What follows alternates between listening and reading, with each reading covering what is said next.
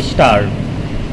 सभापति महोदय, ये शब्द मेरे नहीं हैं, बल्कि राष्ट्रपिता के हैं। जो लोग आज सरकार में बैठे हुए हैं, क्या वे अपने दिल में सोचेंगे कि यह देशद्रोह शब्द बालकों को अंग्रेजी पढ़ाने के लिए राष्ट्रपिता का कहा हुआ है?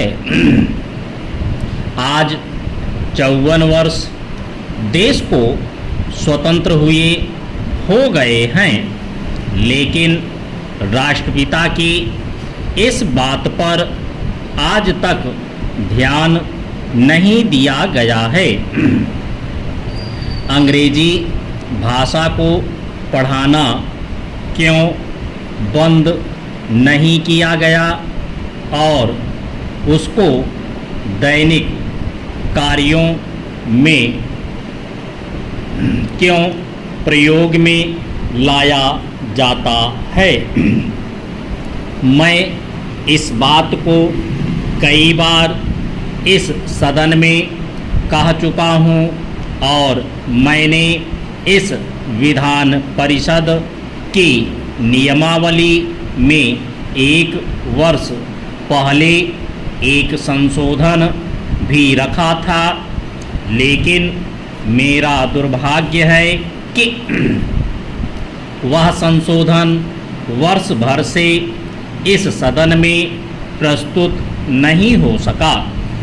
मेरी अपनी राय है कि कम से कम दैनिक कार्यों के लिए यदि सरकार अंग्रेजी भाषा पर बंधन लगा दे तो बहुत अच्छा हो और जो यह अनुशासनहीनता है वह भी समाप्त हो जाए।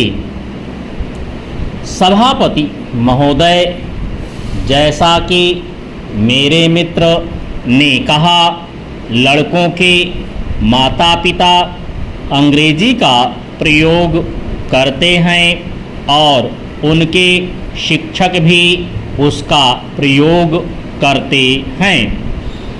फिर बालकों पर उसका प्रभाव क्यों नहीं पड़ेगा?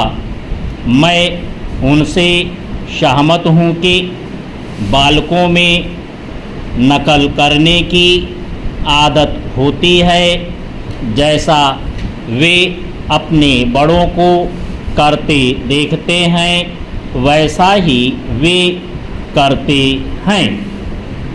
अगर हम कोई बुरा काम करेंगे तो उसका प्रभाव बालकों पर अवश्य पड़ेगा।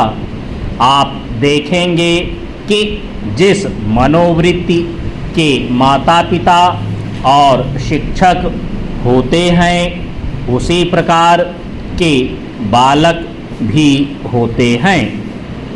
हम दूसरों को तो परामर्श दे देते हैं, लेकिन स्वयं उस पर अनुपालन नहीं करते। इसके साथ ही साथ हमको शिक्षा प्रणाली की ओर भी ध्यान देना है। शिक्षा के जिन तरीकों को आजकल अपनाया जा रहा है वे वास्तव में लाभकारी नहीं हैं। सरकार की ओर से इस प्रकार का आदेश होना चाहिए कि 14 वर्ष तक बालकों को अपनी मातृभाषा में ही शिक्षा दी जाएगी और दैनिक कार्यों में भी अंग्रेजी का प्रयोग नहीं होगा। इस प्रस्ताव में अनेक महत्वपूर्ण बातों की ओर ध्यान दिलाया गया है। मैं समझता हूं कि जब माननीय मंत्री जी इसका उत्तर देंगे तो कह देंगे कि हम बहुत सी बातों पर कार्यान्वयन कर रहे हैं, लेकिन मैं समझता हूँ कि उन पर कोई कार्यान्वयन नहीं हो रहा है।